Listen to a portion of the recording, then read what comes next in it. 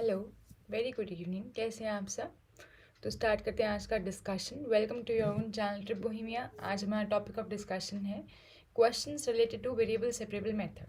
पिछले लेक्चर में we learn कि वेरिएबल सेपरेबल मेथड क्या होता है और कैसे हम वेरिएबल सेपरेट करके एक डिफरेंशियल इक्वेशन को सॉल्व कर सकते हैं। ये मैंने आपको बताया था, although being the easiest method, most important method है, क्योंकि इससे सबसे अच्छे लेवल के क्वेश्चंस बन पाते हैं। मैंने आपको पहले भी बहुत बार बताया हुआ, अगर आप मेरे लेक्चर्स रेगुलरली देते हो, कि जितना आसान टॉपिक उतने डिफ़िकल्ट या ट्रिकी क्वेश्चन उससे बनाए जा सकते हैं। एंड इसलिए अपने आप ही वो एग्ज़ाम का फेवरेट टॉपिक बन जाता है। अगर डिफ़िकल्ट कंसेप्ट में से क्वेश्चन आता है तो वो हमेशा ईजी होता है, अगर ईजी कंसेप्ट में से क्वेश्चन आता है वो हमेशा ज़्यादा ट्रिकी होता है। तो इसलिए जो ये कंसेप्ट है ये बहुत ही इंपॉर्टेंट है and it is sort of tricky. तो इसके ऊपर जितने ज़्यादा क्वेश्चन हम प्रैक्टिस करें उतना ही अच्छा है। एंड इसी पर काम करते हैं। दीदी, हाँ वो मेरी क्लास चल रही थी, आप बुक्स रख दो, मैं बाद में मिलती हूँ आपसे।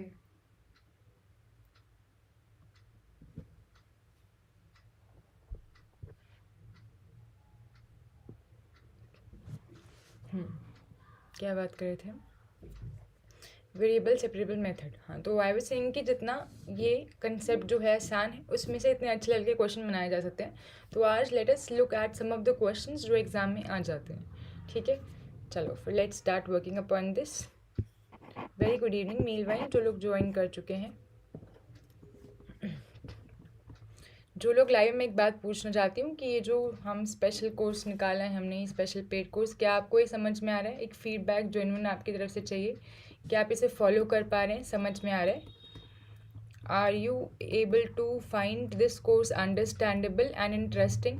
क्या आपको ऐसा लग रहा है कि हाँ वाकई आपको ऑर्डिनरी डिफरेंशियल इक्वेशन आसान लग रही है और ज़्यादा अंडरस्टैंडेबल लग रही है, कि इस कोर्स के साथ आप जुड़ने से कुछ ज़्यादा सीख पा रहे हो? क्योंकि मैं जानना चाहती हूँ ये, देखो ऐसा है कि हमें कोर्स क्यों निकाला है। This is for you, we want that you study, you learn better, है ना? तो this is mostly for you. तो जैसा आप बताएंगी फीडबैक हमें पता लगेगा कितना आपको समझ आ पा रहा है। हाँ, वेरिएबल सेपरेट मेथड हमने पिछले क्लास में करा था तो दोबारा नहीं दोहराते हैं, but let's begin with example straight away. Question से बिगिन करते हैं। एक एग्जाम्पल्स में याद दिलाना चाहूँगी आपको कि इस मेथड में हमने क्या पढ़ा था, फिर हम क्वेश्चन पे चलेंगे। सो दैट अगर बाई चांस किसी के दिमाग से स्लिप हो गया, क्योंकि ऑल्टरनेट डेज पे लेक्चर होते हैं तो बीच में एक दिन होता है, उस दिन में क्या पता आपने रिवाइज ना करा हो, तो let us recall the method with the help of an example and then we straight away move to some good questions. ठीक है, यस मैम, बहुत अच्छे समझ में आ रहा है, पक्की बात है। चलो थैंक यू सो मच।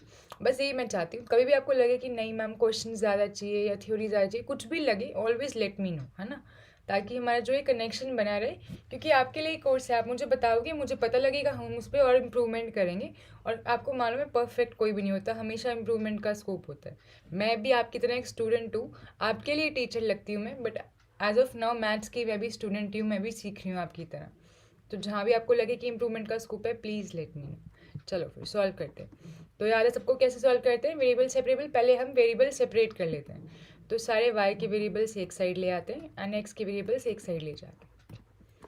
अब क्या करते हैं, नेक्स्ट स्टेप इज इंटीग्रेशन। तो इंटीग्रेशन का साइन यहीं पर लगा दें। तो इंटीग्रेट करके क्या आ जाएगा, 1/y² का इंटीग्रेशन क्या होता है, -1/y and this is x plus some arbitrary constancy. ये फाइनल हमारा आंसर आ गया। पर इसको हम रीअरेंज करते हैं ताकि y एक साइड रह जाए, बाकी चीज़ें दूसरी साइड हो जाएं।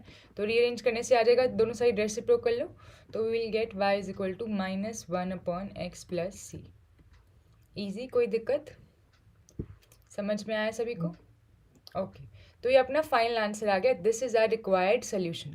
अब क्योंकि सोल्यूशन में एक आर्बिट्री कांस्टेंट है और डिफरेंशियल इक्वेशन कैसी थी, फर्स्ट ऑर्डर की, तो जो हमारे पास सोल्यूशन आया वो कैसा आया है बताओ, जनरल सोल्यूशन, है ना। ये थोड़ी थोड़ी बातें हमेशा रिवाइज करते रहो ताकि आपको पता लगे कि लगे हाथ, ऐसा नहीं है कि पुरानी चीज़ें आप भूल जाओ। अगर जनरल सोल्यूशन क्या होता है हमने पढ़ा तो आपको पता होना चाहिए कि जनरल सोल्यूशन आ गया, क्योंकि इसमें एक आर्बिट्री कांस्टेंट है, फर्स्ट ऑर्डर की डिफरेंशियल इक्वेशन, इसमें एक ही आर्बिट्री कांस्टेंट है, जनरल सोल्यूशन हो गया।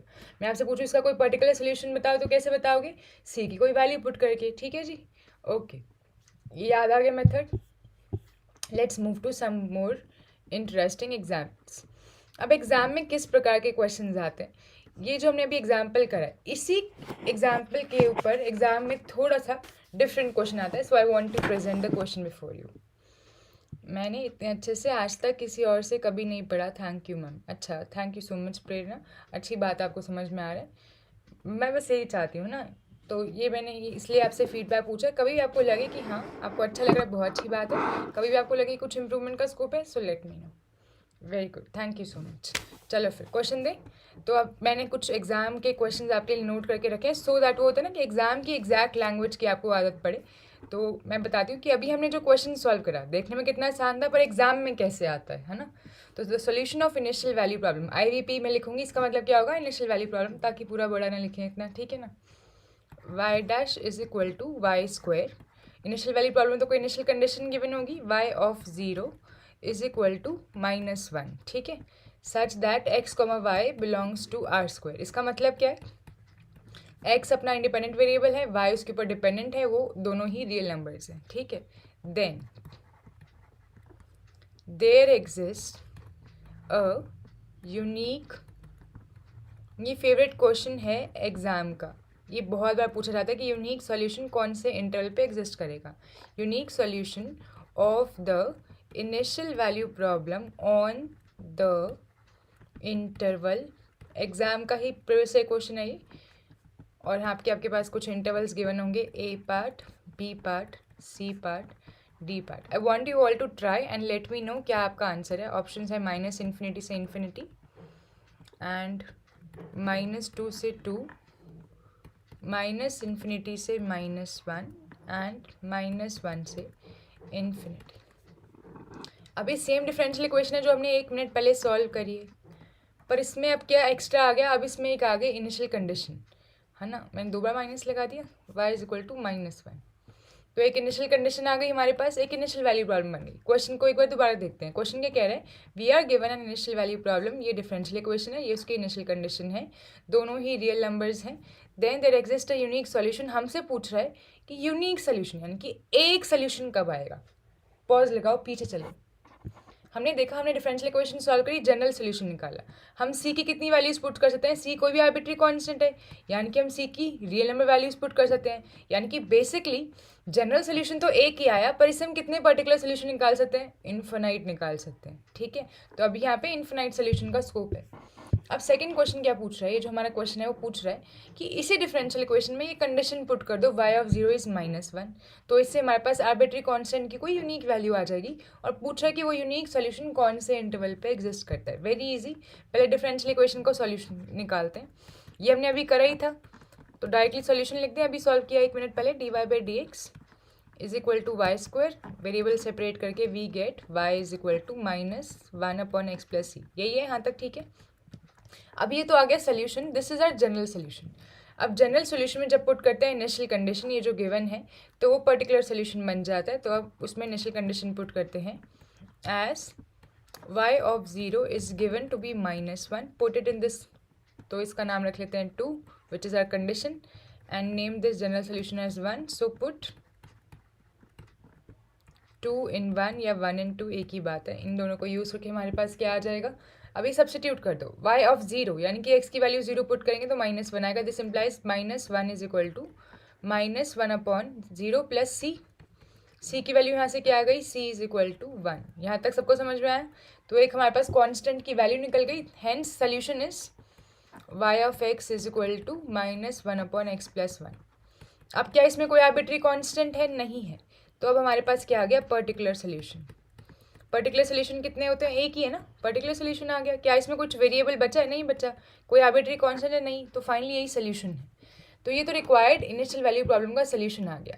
अब ये बोल रहे हैं यूनिक सोल्यूशन कौन से इंटरवल पे एग्जिस्ट करेगा। यूनिक सोल्यूशन तो निकाल लिया, अब ये कौन से इंटरवल पे एग्जिस्ट करेगा।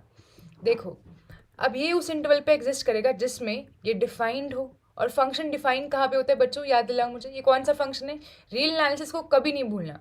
रियल एनालिसिस में चलो वापस से जल्दी से, आप मेरे साथ रियल एनालिसिस साथ साथ में पढ़े तो आपके लिए बहुत बेनिफिट है कि आप एकदम कंपेयर कर सकते हैं। क्या थोड़े दिन पहले हमने टाइप्स ऑफ फंक्शन में रैशनल फंक्शन पढ़ा था, is it a rational function और नॉट, बिल्कुल रैशनल फंक्शन है।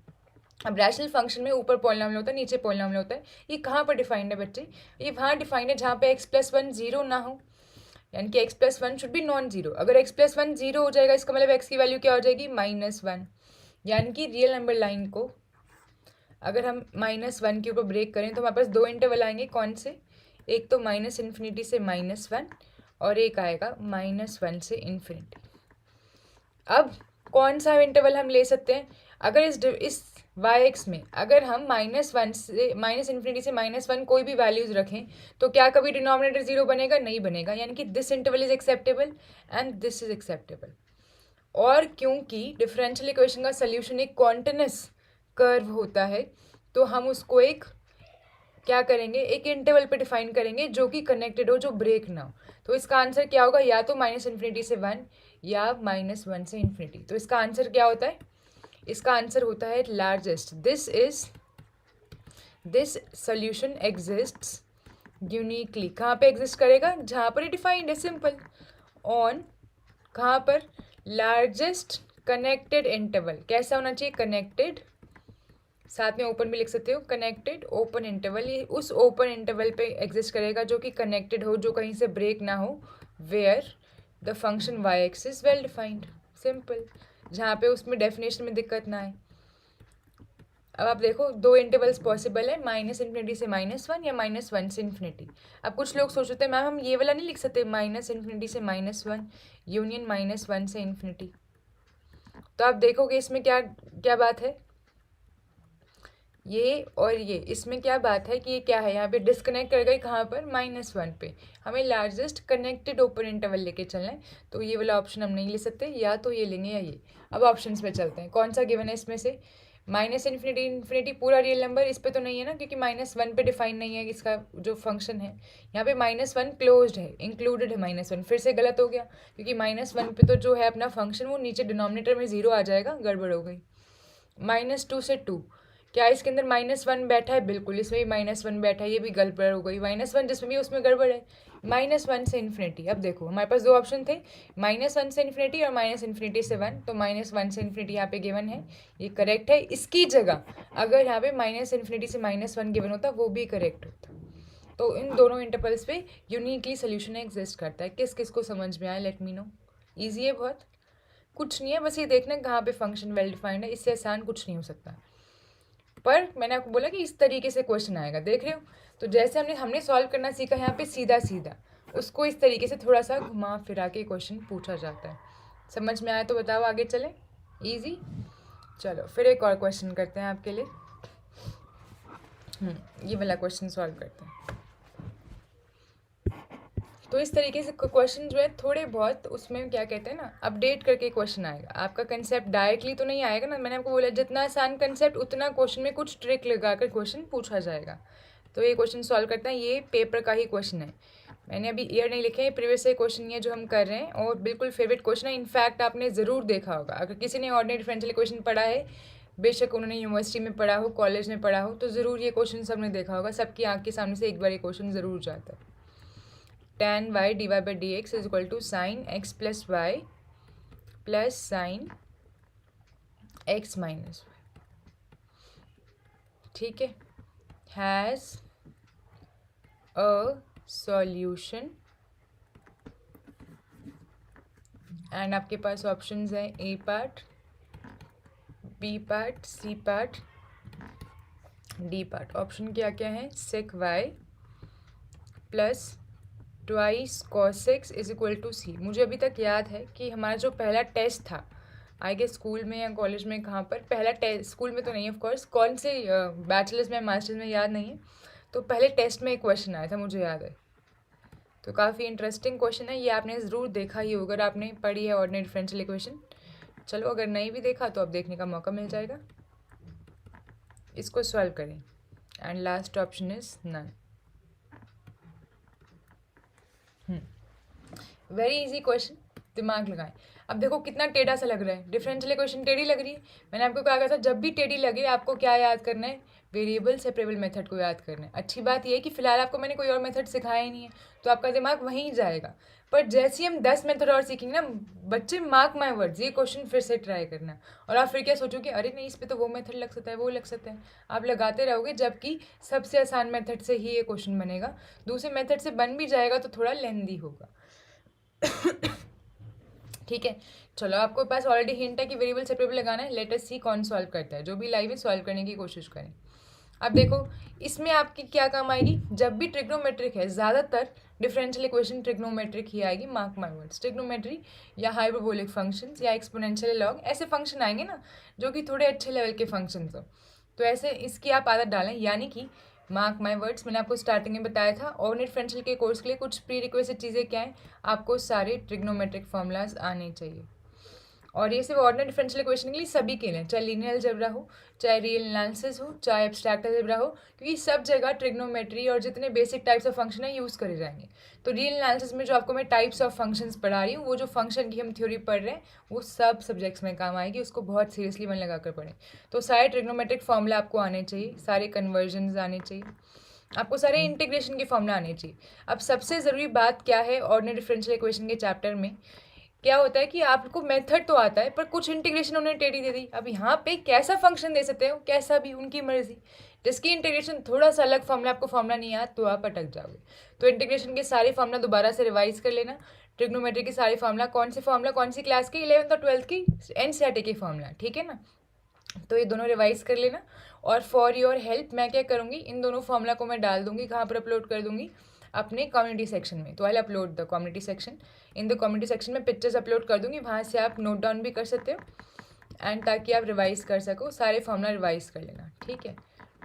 जैसे कि ट्रिग्नोमेट्रिक में एक बार मैं हिंट देती हूँ कौन कौन से, जैसे कि cos 2x के क्या कौन कौन से फॉर्मूला होते हैं, cos square x minus sine square x, 1 minus 2 sine square x, 2 cos square x minus 1 and 1 minus tan square x upon 1 plus tan square x। ये सारे cos ट्वाइस x के फॉर्मूला हो गए।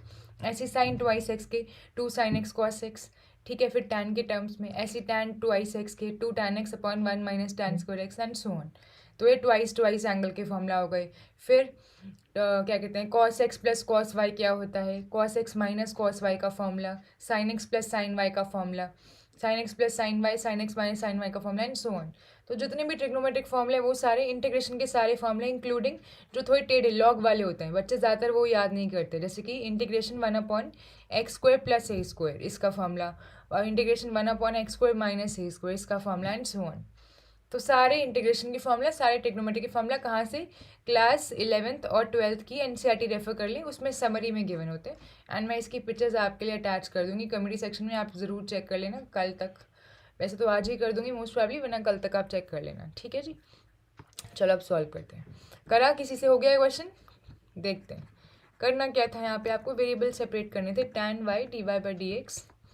अब यहाँ पर इसको देख के तो आपको लगेगा मैम वेरिएबल तो सेपरेट नहीं हो रहे, तो यहीं पर ट्रिग्नोमेट्रिक फॉर्मूला काम आएगा, sine x plus y sine x minus y. ये किसकी एक्सपेंशन बन जाएगी, sine x plus y sine x minus y. क्या हो जाएगा, दोनों जगह अगर साइन आ रहा है तो एक्सपेंशन बेसिकली किसकी बन जाएगी, कॉस की। तो ये क्या बन जाएगा, ट्वाइस ऑफ, याद है कि नहीं याद है, 4 फॉर्मूले होते हैं, कौन कौन से, twice sine x cos x, sine x cos y लिख लो, and twice cos x sine y, याद आ रहे। और एक होता है twice cos x cos y and twice sine x sine y.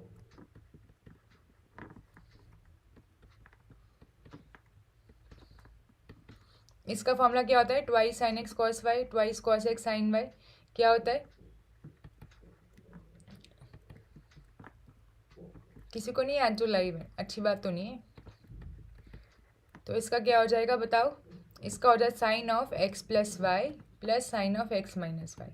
इसका क्या हो जाएगा, बस चेंज हो जाएगा, sine of x minus y plus sine of x plus Y.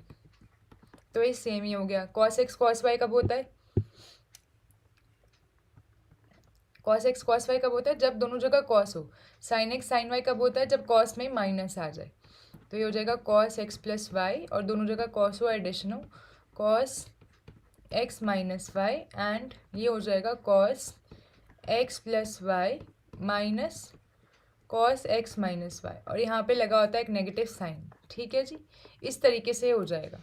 आ गया याद फॉर्मूला, तो मैंने बोला ना सारे फॉर्मूला याद करो। अब यहाँ पे आप राइट हैंड साइड पे देखो कि किसका फॉर्मूला बन गया, ये रहा first formula, this is twice sine x cos y. क्या अब लग रहा है आपको वेरिएबल सेपरेबल, बिल्कुल। तो आपने देखा सिर्फ एक स्टेप लगाने से वेरिएबल सेपरेबल हो गया।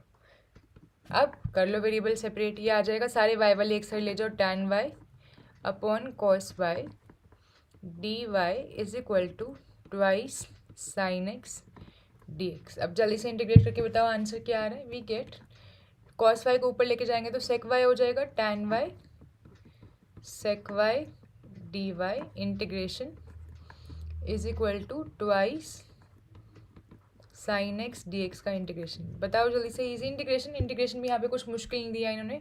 टैन वाई सेक वाई किसका इंटीग्रेशन होता है, सेक वाई का, और ये हो जाएगा ट्वाइस साइन एक्स किसका इंटीग्रेशन होता है, कॉस एक्स का। कॉस का माइनस साइन होता है तो यहाँ पे माइनस कॉस आ जाएगा plus c, hence we get sec y plus twice cos x is equal to c. And now check the options. sec y plus twice cos x, first option, this is the correct answer.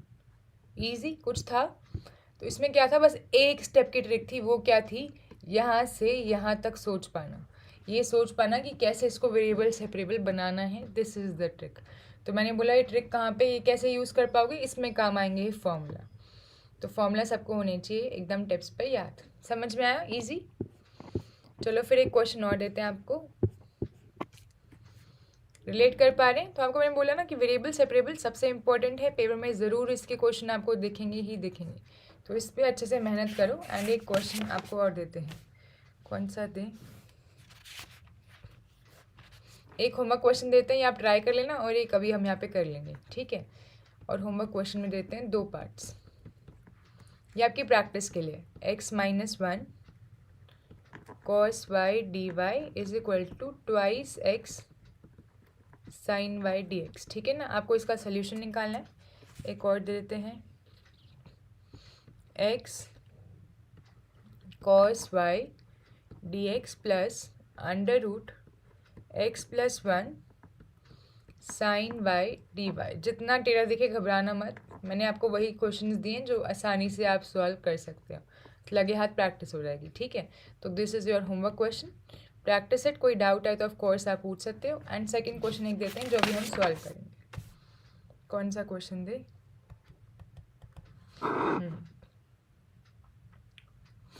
चलो singular solution की भी practice हो जाएगी लगे हाथ, और variable separable की तो होगी। So your question is the singular solution of the differential equation d y by d x. Singular solution भी ज़रूर पेपर में पूछा जाता है, इतना डायरेक्टली पूछा जाए ज़रूरी नहीं है जितना मैंने पूछ लिया। डायरेक्टली सिंगुलर सोल्यूशन हो सकता है थोड़ा घुमा फिरा के पूछे, ठीक है। ए बी सी डी कभी कभी डायरेक्टली भी पूछ लेते हैं। y is equal to 0, y is equal to x plus c by 2 का whole square, y is equal to x square by 2 and none, ठीक है। याद है सिंगुलर सॉल्यूशन की डेफिनेशन पढ़ी थी हमने। सिंगुलर सॉल्यूशन किसे कहते हैं, singular solution is basically the envelope of all the curves of the family of curves that forms the general solution. यानी कि पहला स्टेप तो सब जगह आपको क्या करना है, जनरल सॉल्यूशन निकालना है। तो जल्दी से बताओ इसका जनरल सॉल्यूशन क्या आएगा। पहले स्टेप तो जल्दी से काम करना स्टार्ट कर दिएगा, जनरल सॉल्यूशन, बाकी की कहानी जनरल सॉल्यूशन के बाद होती है ना। तो डिफरेंशियल इक्वेशन के सारे चैप्टर में पहले निकालना है जनरल सॉल्यूशन, बाकी की कहानी उसके बाद। यहाँ पर रीड कर लेना, ऐसा भी नहीं कि पहले सोल्यूशन निकालना स्टार्ट करो, देख लेना। कभी कभी रॉन स्किन भी निकालना होता है, आगे पढ़ेंगे, तो उस केस में कभी कभी बिना जनरल सोल्यूशन के भी क्या पता बात बन से, ठीक है। चलो इसको सॉल्व करें। क्या वेरिएबल सेपरेबल दिख रहा है आसानी से, बिल्कुल दिख रहा है ma'am. Under root y side आ जाएगा, डी एक्स उधर चला जाएगा, ईजी इंटीग्रेशन करो। बताओ सोल्यूशन क्या आया।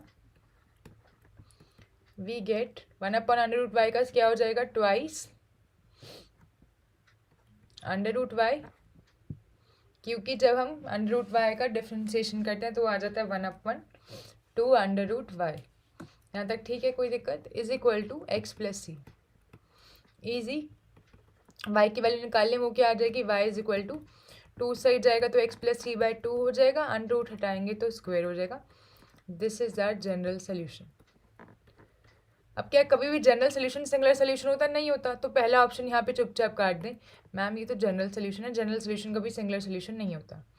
अब सिंगुलर सोल्यूशन कौन होता है याद करो, definition. Singular solution is basically the envelope of the family of curves that form the general solution. तो इनको ज़रा प्लॉट करके देखते हैं। ये है क्या, ये जो एनवेलप है वो हमेशा ग्राफिकली ज़्यादा अच्छे तरीके से पता लगता है। इसको निकालने के और तरीके भी सिखाएंगे जैसे जैसे आप आगे पढ़ोगे, टेंशन मतलब, पर ग्राफिकली बेस्ट पता लगता है अभी इस स्टेज पर। तो हमेशा ग्राफ बना कर देखो इसका, ठीक है। बनाए ग्राफ, तो हमने क्या किया, कार्टेशियन प्लेन बना ली ताकि हम ग्राफ बना सकें। अब हमें ग्राफ किसका बनाना है, इन कर्व्स का। अब सी की डिफरेंट वैल्यू पुट करके देखो। सपोज मैंने सी थोड़ी देर के लिए मान लिया 0, तो हमारा कर्व क्या आ जाएगा, y इज इक्वल टू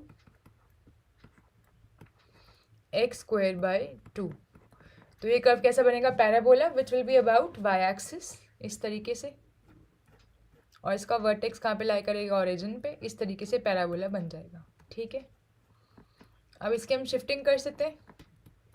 अगर मैं आपसे कहूँ कि आप सी की वैल्यू ले लो 1, तो y की वैल्यू क्या हो जाएगी, तो y हो जाएगा x प्लस 1 का होल स्क्वायर बाय 2। आपको बताना है कि साइड शिफ्ट हो जाएगा, हमने x की जगह x प्लस 1 पुट कर दिया, तो इसकी शिफ्टिंग हो जाएगी, या तो राइट शिफ्टिंग होती है, लेफ्ट शिफ्टिंग होती है। आपको देखना है किस साइड शिफ्ट हुआ। आप देखो जैसे ही इसमें हम y को 0 पुट करेंगे, x की वैल्यू क्या आ जाएगी, x की वैल्यू आ जाएगी -1। तो जैसे y 0, x की वैल्यू आ गई -1, इसका मतलब इसकी शिफ्टिंग हो गई लेफ्ट साइड पर।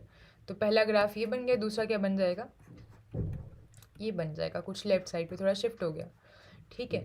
ऐसे ही हम इसकी अलग वैल्यू पुट कर सकते हैं। अभी मैंने सी की वैल्यू 1 पुट करी, अब सी की -1 कर दो, तो y की वैल्यू क्या आ जाएगी, x -1 का whole square by 2।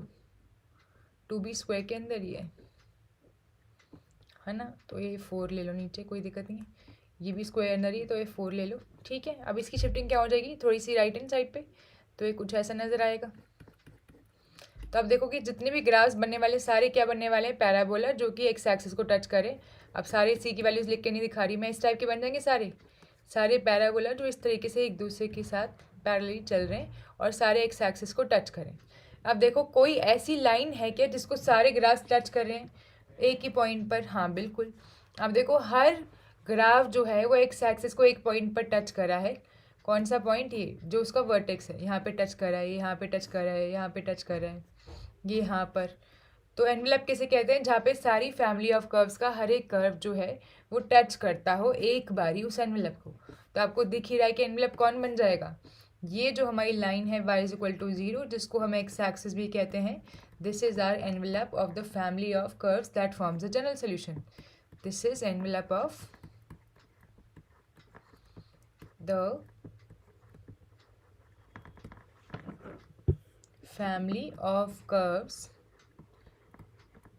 that forms the general solution। इसलिए ये क्या बन जाएगा, अपना required singular solution। hence required singular solution is y is equal to 0। जो ये है ये भी, ये तो आपको डायरेक्टली कैंसिल करना चाहिए थे क्योंकि इसमें c की वैल्यू 0 पुट करिए, तो ये पर्टिकुलर सोल्यूशन है, ये एक जनरल सोल्यूशन है। ना ही जनरल सोल्यूशन सिंगुलर सोल्यूशन होता है, ना ही पर्टिकुलर सोल्यूशन सिंगुलर सोल्यूशन होता है। हैंस वैसे भी ये पार्ट बन रहा है and therefore the correct answer is a part. समझ में आया जो लोग लाइव हैं, इजी। चलो, क्या आपको थोड़ा कॉन्फिडेंस आया वेरिएबल सेपरेबल के टॉपिक पर, ज़्यादा बेटर अंडरस्टैंडिंग बनी, टॉपिक इंटरेस्टिंग लगा, समझ में आया किस तरीके से एग्जाम में क्वेश्चन आ सकते हैं, बहुत अच्छी बात है। All the very best for preparation. तो फिर यहाँ पे लेक्चर वाइंड अप करते हैं। आपको मालूम ही है कि हमारे लेक्चर्स कब कब होते हैं, मंडे वेंसडे फ्राइडे। तो आज अपना मंडे है, वेंसडे को दोबारा मिलते हैं लेक्चर नंबर 9 में। नेक्स्ट हमारा टॉपिक है रिड्यूसिबल टू वेरिएबल सेपरेबल, यानी कि कोई डिफरेंशियल इक्वेशन ऐसी हो जो पहले वेरिएबल सेपरेबल ना हो पर उसको कुछ तिगड़म लगा के वेरिएबल सेपरेबल बनाया जा सकता है। जैसे हमने आज एक क्वेश्चन किया था, वो वेरिएबल सेपरेबल दिख नहीं रही थी पर एक प्रॉपर्टी लगाई, वेरिएबल सेपरेबल बन गया। ऐसे ही कुछ जनरलाइज्ड मेथड सीखेंगे कि अगर कोई डिफरेंशियल इक्वेशन गिवन हो, वेरिएबल सेपरेबल ना हो, तो उसको कैसे बनाया जा सकता है। हर डिफरेंशियल इक्वेशन को बनाया जा सके ज़रूरी नहीं है, पर किस किस को बनाया जा सकता है वो सीखेंगे, ठीक है। And it will be named reducible to variable separable method. That is our scope of discussion in the next lecture. फिलहाल के इस लेक्चर को ख़त्म करते हैं। किसी का कोई डाउट है तो आप पूछ सकते हैं। अगर आपको लगता है कि अभी सब क्लियर है, बाद में आपने कुछ प्रैक्टिस करी, आपके प्रैक्टिस के दौरान कोई डाउट आया, तो आप कभी भी अपनी ईमेल आईडी जो है ऑफिशियल उस पर सेंड कर सकते हैं एंड हम बिल्कुल डिस्कशन कर सकते हैं, ठीक है जी। Okay, thank you once again for being a part of this session. Thank you for being a part of our family, trip Bohemia family. मिलते हैं दोबारा।